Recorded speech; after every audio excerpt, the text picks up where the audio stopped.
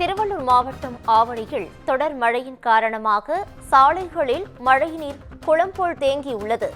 இதுகுறித்தான கூடுதல் விவரங்களை வழங்குவதற்காக எமது செய்தியாளர் செந்தில்குமார் இணைப்பில் இணைகிறார்.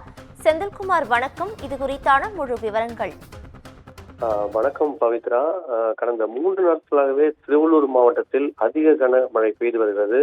இதன் காரணமாக ஆவடிக்குட்பட்ட பல்வேறு இடங்கள், ஆவடி மாநகராட்சிக்கு உட்பட்ட பல்வேறு இடங்கள்ல குடியிருப்பு பகுதி மற்றும் சாலைகளில் மழைநீர் வழிந்தோடி காணக்கூடிய காட்சி நம்ம பார்த்துட்டு இருக்கோம்.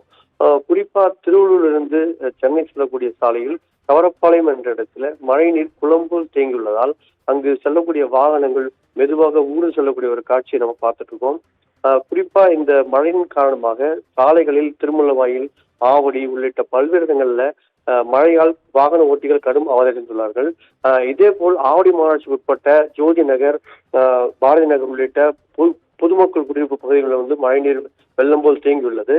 இதனால் பொதுமக்கள் கடுமையாக பாதிப்பு அடைந்துள்ளனர். இதன் காரணமாக ஆவடி மாநகராட்சிக்கு உட்பட்ட பகுதிகள் மழை எங்கெங்கெல்லாம் தேங்கி இருக்கிறது என்பதனால் ஆவடி ஆணையர் அங்கங்கே மோட்டார்கள் அமைத்து மழைநீரை அப்புறப்படுத்தும் பணியில் ஈடுபட்டு வருகிறார்கள். அதே போல் சாலையில் இந்த குளம் போல் தேங்கியுள்ள மழைநீரை நெடுஞ்சாலைத்துறை அதிகாரிகள் தற்பொழுது உடனடியாக அப்புறப்படுத்த வேண்டும் என்பதே இப்பகுதி மக்களின் கோரிக்கையாக எழுந்துள்ளது. பவித்ரா,